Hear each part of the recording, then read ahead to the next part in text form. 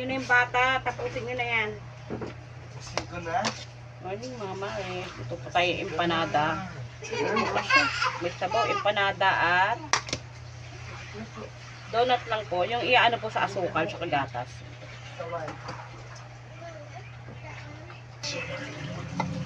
Mare.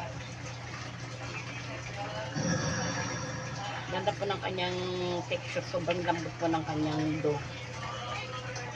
Hindi po siya ganong lutang sa mantika. Pero ang ganda po ng pagkaano niya.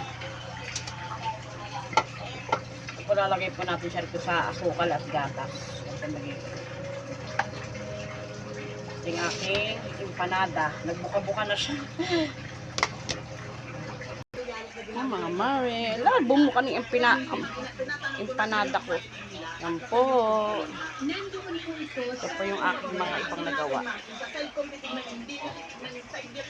Ano pinagdagawa niya sa barangay namin? Tatawa na naman niya.